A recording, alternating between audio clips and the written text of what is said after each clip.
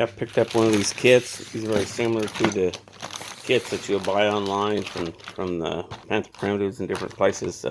Well, since Panther Primitives isn't selling stuff anymore, that you don't get it from them. But anyway, from the other outfitter stores, most of them are made out of pine. This is made out of walnut. I haven't made any out of pine because you could buy them, and they basically made them cheaper than I could make them for. So anyway, this kit, I give you a dowel and a little half-inch dowel with a piece of sandpaper glued to it as a flapper kind of a deal for sanding out a few things. The 1/4-inch drill is to go through the little holes. Basically, when you take this and you put it together, you'll probably want to pre-finish it first, or maybe not. But generally, I would pre-finish it and then assemble it. And what that will do is that'll go in there and it'll clean out the holes, and so that the tenons will fit in there. And a little bit of a sandpaper on there, and cleaning out the finish that gets inside these makes all the difference in the world. You don't want them to where you're having to pound them in with a hammer. You want them just to kind of slip in. So it makes it all easier for that. This kit, I recommend a Helmsman green finish for these outside cabinets.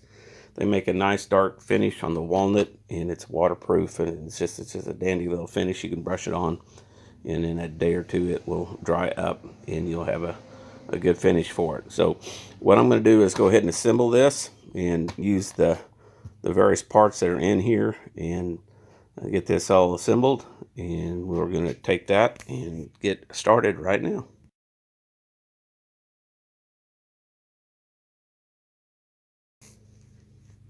All right, there we go.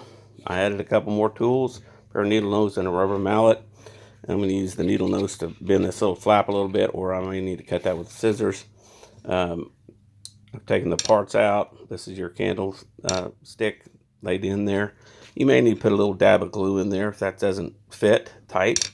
This is a tool to be used to get your dowels in. It's slightly undersized of your holes. And then, of course, these are your 1/4-inch dowels. There's 8 of them. Don't lose them. And this right in here. So I'm going to go ahead and sand these inner holes a little bit. If you get one of them that's a little bit tight and you got finish in it, you can clean that out with this drill. And let's go ahead and get situated on that. All right, all I did is I took the drill bit and just bent these, turned this in a little bit, bend it in. It didn't take much. So that's going to be an abrasive thing that will fit inside that hole. And we're going to ream those out here in just a minute. Okay, I just took the ends and I've stuck them inside the hole, and I stuck them in on all of the holes, and then basically each one of these, same kind of deal. Made sure that they were going to fit down inside there. Check both ends and all the tenons. They are milled on the CNC and then sanded just a little bit, but not a lot. So these all fit in here. So this kit will fit together really easy. I am going to ream these holes just a little bit with a 1/4-inch bit, just to allow for the dowels to go in a little bit easier. So let me get that done. Again, when you finish these, when you put finish in it, you're going to get finish that runs down in it. That's when you're probably going to need the flapper. As they are right now, they all just fit down in there, no problem. But again, the tolerances are pretty tight. And once you put finish on it, and also whenever you're putting finish on it, don't put any finish on this tenon right here. Try and keep your finish off of that. If you do, you can sand it a little bit, but for the biggest part, try and keep that off of there. So, all right, let's move on. Okay, after I reamed every one of these with the drill bit, just ran them down there so that they fit in there nice and easy. Again, once you put finish on there, these dowels will fit in there no problem, as they are with these right here. So they will go in there, but if you get finish on them, they might make them a little tight. So use a drill and the dowel to get that in there. So let's go ahead and assemble these. Okay, when you line up and get these ready, I generally like to run the grain the same direction. And I put the air holes opposite of this hole right here, and I generally will put the fire or the log, whatever, to the front and get that way. So this has a chamfer at the top, and then the top has more of a chamfer than the bottom. Just kind of can tell that where it's at like that. So that's how your two pieces go, and we'll go ahead and put them in. For the biggest part, all you really need to do is just take the dowel in there. It's fairly tight, but you know, if you can put it in there, get it started with your finger, that's good. Right now, I don't necessarily would pound those in all the way until you get them finished up. Maybe a light sanding on those that they go in and out a lot easier would be a good idea. And so let's go ahead and put that in there, and you'll notice that the grooves go towards the inside of the candle lantern on both sides. Let's put the other ones in there now. All right, I basically just have them all just slipped in there, and that's holding that part of it together. At this point right here, you would probably go ahead and put your glass in and slide that into the edges right in here and get that situated. Once you put your panes in, you'd be ready to go. And then once you get your panes in, then you'll put this in, and this will slide in that hole there, and it'll fit on those two edges. And when the panes of glass are in there, this makes a pretty relatively tight fit, and that piece goes in there like that. So let me go ahead and put the bottom on there. Okay, without a lot of fuss, that basically just puts on there. Generally a tap in there with your finger will get it to go down in there. You want to turn all your grooves in, make sure they're all in the center. Of course, you got your glass in there, which it'll fit a lot tighter than this with the glass in it. Glass kind of keeps it from going in there, but I would probably assemble this before you put any glass in it, and then get it to where it all fits together. Now, this part right here, I'm going to take my mat and just tap it down a little bit on there. And these holes are pretty close. Sometimes you'll have a little variety in them, and you may want to on the bottom put the top ones in first, and then the bottom ones put these in, and you may need to ream them out a little bit with the drill to get them to fit. And you can ream them right now with that. It'll put a little bit of a notch in here, but this is the bottom of the lantern. Like, who cares, but that's an easy way of doing that real quick, is do that. So I'm going to go ahead and put that in and see what that looks like. All right, these all went in pretty well, like they're going to, stick, and it's going to stay in there. This one here is just a little bit tight. I'm going to go ahead and take the drill, and I'm going to ream it just a little bit. It'll put a little bit of a notch right there on that side. Another thing I could do is just take this on a sander and cut a little bit of a slice off of this dowel and flatten it out just a little bit, and that would go in there as well. Probably that's the easier thing to do.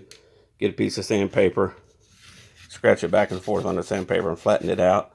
Takes a little longer, but you can do that as well. Another tool is just a plain old spring clamp, just a hand clamp that you can get. These are really cheap, and I would say that's a very valuable tool. I'm going to go ahead and put that other dowel in there without really reaming it or sanding it, and put it together, and we'll see what happens. All right, and that's basically assembled, so you know that it'll all fit together. Now you can come back in here and put your glass in there, and then do that. What I would go ahead and do is finish this.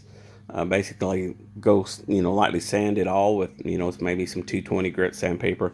It's been sanded to about maybe 120, and so it's not really smooth because these are kits, and I'm not doing all of that for you. When I put a finish on there, I'll go ahead and sand it. You can get a little orbital sander and sand it pretty fast, or just use a piece of sandpaper and do it. And then once you put your finish on there, keep in mind you'll definitely want to put an outside finish if these are going to be outside, out in the sun. So a lot of times in our FCF stuff, we're out in the sun, and they'll just sit out there, and they get really hot. And if you're using a regular paraffin-based candle, plan on them melting in there. And then another thing is, whenever you get these and they're all bound up in there, you can put this next to your fire, and when it gets nice and melted, you can clean it all out without having to take it all apart. Have your fire, not so much that it's going to burn the wood or set the lantern on fire, but warm it afterwards. It's going to get it nice and hot and lubed up, and then you can unbreak if a candle gets all whacked up down there in the bottom, this won't come up. Also, this is held in by the glass slides on both sides, and this little deal right here is when it goes in, and push it all the way in, it'll be up against the glass back in there. So they have about 1/8 inch of the slide, so they work real well and up in that. So that's all right there. And if you was asking what this is right here, this is a PEX ring. An easy way of putting a candle in there. I like the big round ones myself, and I'll put the big round ones in there, and you can whittle on a little bit because they'll last you like this whole season. Where the little round ones, the little bitty ones that you stick in here, they burn out pretty fast. Of course, then again, you can change them out like that. But if you get some other little round ones and put them in there, they burn forever. And of course, if you leave them out in the sun, they will get all melted up and stuff. And this is what's nice about this is if you don't put these together too tightly, they can get out. Now, when you get ready to take these apart, this dowel's easy. You can use a hammer and tap them out on all four sides. So you can use a smaller dowel in there to tap those out when you get them placed in there if you need to clean it. So, these are a handy tool to keep, and that's just one of the advantages is having another little dowel for the tool cleaning. And then again, don't forget about using this thing right here to clean them handles out. If you get too much finish in there, don't fight it. Make it sand it and get it done there. A little bit of light sanding on these will make them where they go in and out, but then there'll be a problem of them sliding out and losing them. So you can make these stay in with a dab of glue, or not glue, but dab of wax, and take a candle wax, light it up, get it on there, and put it in there. So that's how that goes. All right, so this is the kit we've been working on. This is a finished kit. This is my kit. It's been engraved with my logo on there, Grin 2024, and it has the logs on there. These all have the logs on top of them. I thought, well, it's just kind of a cool thing. So it's just easy to do that. It's carved. And this has the Helmsman urethane varnish that's on there. And you can see where I got a little bit ahead of my game. And I got a little bit of damage to my finish, which that would be real easy to sand out. And if you want to make this look really nice, put a coat of paste wax on there. So when you're looking at these two lanterns, you're thinking, well, what is this deal down here on the bottom? And what that is that's a candle lantern. That is a kit that you can add to the pine lanterns or any of my other lanterns that I made over the last 3 or 4 years, 5 years probably, because they all follow the same dowel patterns as the pine ones that are manufactured. And so what this does is this fits down inside of some holes that are in there, and that piece is milled so that these posts right here fit down inside the top lid of this box. And the way that that it's attached on there is the poles, of course, keep it from sliding back and forth either way. It's forward locked in, and then I use an 1.25" screw that comes in here, and I just drill that down with a not quite a 1/8 inch bit. Go straight down in there, and this goes down into about 1/2 inch into that, and that locks it in place. So the two of them are locked in place. So you say, well, okay, well, what is this? It's a tinder box, and this is a gravity latch. So no matter how you're carrying it, this door will not come open on you, because the latch is designed to open up like that, and then inside that is 2 tins. Now, inside the tins, this is a hot tray, right? Tinder box. And inside one of these tins is a flint and steel. You guys are all familiar with that. And a birthday candle. Okay, so there's your flint and steel and a birthday candle. That's in that one side. And then the hot can is the one that you're going to say, hey, I don't need something to hold that with and to strike it with. And you can strike that right in here and then blow this candle once you get your char cloth struck, and you get it on top of your flint steel, and you strike it, and then you get your ember going in here. Then you put your candle in there and you lightly blow like this and put your candle down there, and pretty soon it'll be hot enough to where it vaporizes that wax, and it'll pop into a flame, and it'll light that candle. So period correct, little bitty candle. I'm sure they use little bitty candle stubs. And all that is char cloth or char tinder. It's a tinder box. And so, but that tin will get really hot real fast. So you need a tray to blow into. Otherwise, you're going to drop that. And you can sit there and hold it with the left hand and blow on it. Get that lit. Once you get your candle lit, then you pull these up and you light them up and go around and light all your candles of your tent. And then you can take your kit, close it up, and seal it up. And this is a tight enough seal that I fired this up earlier today with my grandkids. And this is a slide-in lid, and it's tight enough to where it smothers the char cloth in there, so it makes a nice tight box. And these kind of little tins go right in here, and they just slide in like that. They go back in there. If you're wondering about how that goes, you can just move it like that. I'm trying to do this of course, with one hand. And then you push that in there like that. And then it's locked in. Of course, these have a hoop bell that goes in right here at the top, and the glass, and that goes inside there like that. So that's a tinder box, my own design.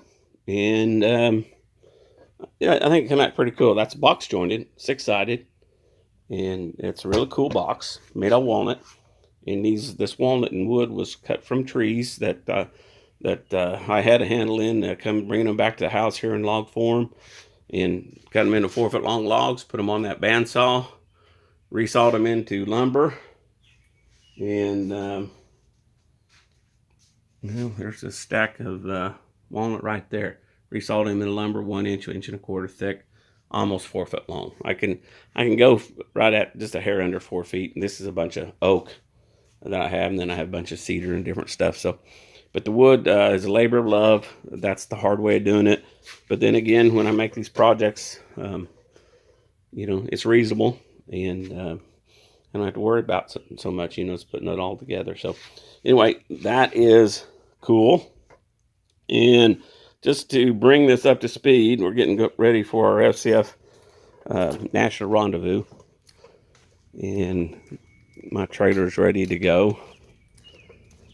And I built these boxes early this week, but what this houses is 4 of my lanterns that will protect them, and it doubles as a seat. Of course, this is the bale that goes inside here.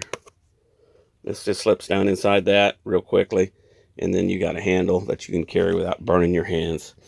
But this box will keep your lantern secure while you're transporting it, and whenever you're going, into sitting outside or whatever. So